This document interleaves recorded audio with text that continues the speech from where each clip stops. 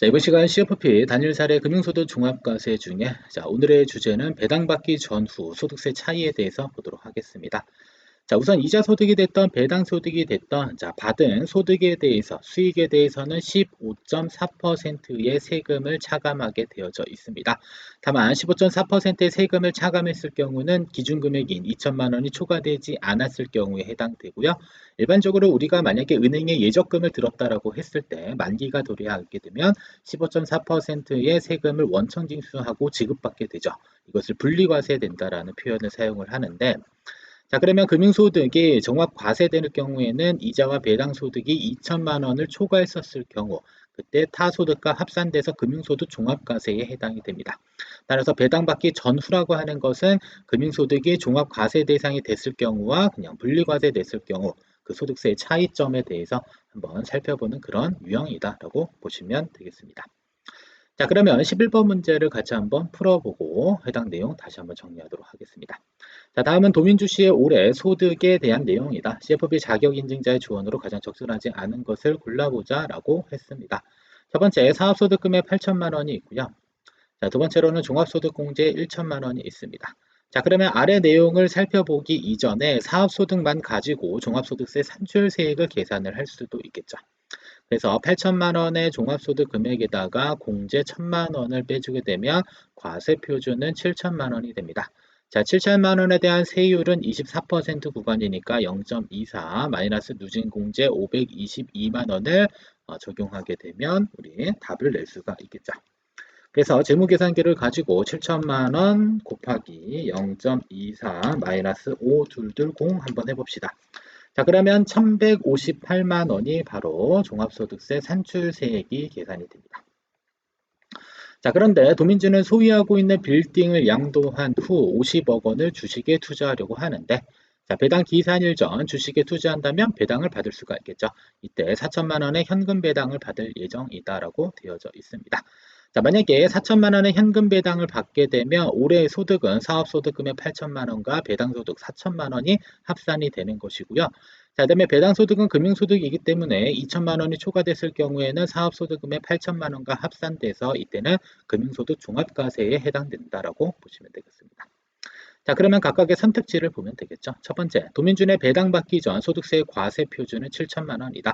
자, 과세 표준이라고 하는 것은 종합소득 금액에서 종합소득 공제를 차감해서 계산을 할 수 있다라고 보시면 되겠습니다. 근데 7천만 원이라고 했으니까 맞는 표준이 되겠죠. 여기가 과표입니다. 자, 두 번째, 도민준의 배당받기 전 소득세 결정세액은 1,158만 원이다. 자, 배당 4천만 원 받기 이전에 소득세 계산을 했습니다. 자, 근데 결정세액이라고 하는 것은 이제 산출세액에다 세액공제를 차감해 줘야 되는데 해당 내용은 현재 세액공제 관련된 부분이 없기 때문에 이 산출세액을 결정세액으로 봐도 무방하겠습니다. 맞는 표현. 3번, 자, 4천만 원의 배당을 받는다면 소득세 과세 표준은 1,144만 원이다. 이렇게, 아니, 1억 4,440만 원이다라고 되어져 있는데, 자, 그러면 배당을 받았을 때, 자, 과세 표준은 어떻게 계산하셔야 돼요? 당연히 금융소득도 합산되고, 그 다음에 그로스업 대상 배당소득이기 때문에 먼저 해야 될 것은 당연히 그로스업을 계산하는 것이 필요합니다. 자, 그러면 그로스업은 어떻게 계산하느냐? 자, 금융소득 4천만 원에다가 빼기 2천만 원 차감하게 되면 얼마가 되죠? 2천만 원. 첫 번째. 자, 두 번째, 그로스업 대상 배당 소득은 4천만 원. 자, 둘 중에 작은 값. 자, 2천만 원의 11%. 자, 그러면 220만 원이 되겠죠. 자, 그러면 자, 종합소득 8천만 원에다가 플러스 4천만 원에다가 플러스 얼마? 220만 원까지 합산해서 220만 원까지 합산한 다음에 1천만 원을 차감해 주면 되겠습니다. 자, 이렇게 한번 계산기를 눌러보죠. 자, 일단은 8천만 원에다가 더하기 4천만 원을 해줍니다. 그리고 220만 원도 더해줘요. 여기다가 빼기 1000만 원. 자, 계산하면 자 1억 1220만 원이 되겠네요. 자, 그러면 정답은 3번이 틀렸습니다. 아셨죠? 그로스업을 여기는 440만 원, 즉 4천만 원에다가 11% 곱한 값을 적용해서 문제를 푼 거고요. 실제 그로스업은 얼마다? 220만 원이니까 1억 1220만 원 이렇게 바뀔 필요가 있겠습니다. 그래서 3번이 정답이 되겠고요. 자, 4번 4천만 원의 배당을 받는다면 자, 소득세 추가 결정세액 이 부분이 가장 중요해요. 자, 추가 결정세액이라고 하는 것은 자, 우리가 배당을 합산하기 이전에 자, 소득세, 산출세, 결정세 계산한 게 1,158만 원이었고요. 그다음에 배당을 받았을 경우에도 자, 소득세, 결정세액을 계산을 합니다. 그래서 배당을 받게 되면 금융소득 종합과세를 계산해서 결정세액까지 계산한 이후에 자, 우리가 배당받기 전에 소득세와 그 다음에 배당받은 이후에 소득세를 차감해서 계산을 해야 할 필요가 있다는 겁니다. 자, 그러면 해당 내용이 조금 길기 때문에 일단은 이는 해설을 통해서 살펴보도록 하겠고요. 자, 우선 5번 선택지 먼저 보시면 4천만 원의 배당을 받는다면 그로스업은 220만 원이다. 이것도 우리가 풀었던 유형이니까 맞는 문장이 되겠네요. 자, 그러면 자, 해설을 통해서 자, 4번 선택지 내용만 다시 한번 정리하도록 하겠습니다.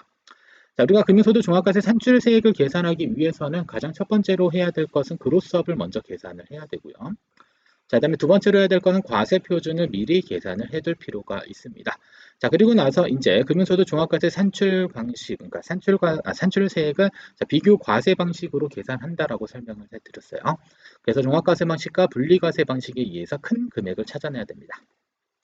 자, 그러면 먼저 종합과세 방식 2천만 원 곱하기 14% 플러스 과세 표준 빼기 2천만 원. 자, 여기에 따른 세율 구간은 35% 구간, 누진공제 1,490만 원 적용해서 자, 2017 공천원의 산출세 계산했고요. 자, 두 번째 분리과세 방식은 금융소득에다가 14% 더하기 과세 표준 빼기 금융소득 금액. 자, 그러면 금융소득 금액과 금융소득의 차이는 그로스업이 금융소득 금액에는 포함이 됩니다. 자, 여기에 따른 세율 구간 24% 누진공제 적용해서 계산했더니 1,718만 원으로 계산이 됩니다. 자, 그러면 산출세액은 일단 2,017만 원 이렇게 계산이 됐고요. 자, 그다음에 두 번째로는 뭘 계산해야 돼요? 배당세액 공제를 계산함으로써 결정세액을 계산을 할 수가 있습니다. 자, 그러면 배당세액 공제는 종합과세 방식과 분리과세 방식의 차액과 그로스업 금액 중 작은 값. 그래서 차액 계산했더니 299만 원, 그로스업은 220만 원. 따라서 자, 그로스업이 배당세액 공제가 되겠죠. 따라서 결정세액은 자, 산출세액에다가 배당세액 공제 220만 원 차감해서 1,797만 원 계산이 됐습니다. 따라서 금융소득 종합과세가 되면 세금을 1,700만 원 정도 내야 되는 것이고요. 그다음에 배당받기 전에는 1,100만 원 정도 세금을 냈죠. 그래서 둘의 차액을 계산했더니 639만 원의 추가적인 소득세가 발생된다라고 보시면 되겠습니다. 그래서 일반적으로 4천만 원의 배당을 받았고 이 사람의 현재 한계세율이 35% 구간인을 감안할 때 추가적으로 납부해야 될 세금은 약 한 640만 원 정도의 세금을 더 납부하게 된다는 점까지 기억을 해주시면 되겠습니다. 자, 여기까지가 이제 금융소득 종합과세 관련된 모든 유형 같이 한번 풀어봤고요. 자, 금융소득 종합과세는 여러분들 첫 번째로 해야 될 것은 자, 소득에 분류하는 거 있었죠. 자, 이 친구가 이자 소득인지 배당 소득인지 그로스업 대상 배당 소득인지 여부를 잘 분류하시고요. 자, 두 번째로 계산할 것은 뭐냐면 산출세 계산하는 겁니다. 그래서 금융소득 종합과세 산출세 계산하는 거 잘 체크하셔야 되겠고요. 자, 세 번째로는 금융소득 종합과세 결정세액 계산하는 거, 배당세액 공제만 잘 계산하시면 되겠고요. 자, 네 번째로 나오는 것은 소득세 추가 부담액입니다. 그래서 배당 받기 전후에 소득세 추가 부담액에 대해서 묻는 유형이 출제가 될 수가 있습니다. 아셨죠? 그래서 어렵게 나온다라고 한다면 이 3번 유형과 4번 유형이 주로 출제될 가능성이 가장 높으니까요. 해당 내용들은 반드시 꼭 숙지를 해 주실 필요가 있겠습니다. 따라서 강의는 여기까지 마치도록 하겠고요. 다시 한번 복습을 통해서 여러분들 충분히 학습을 진행을 해주시면 되겠습니다.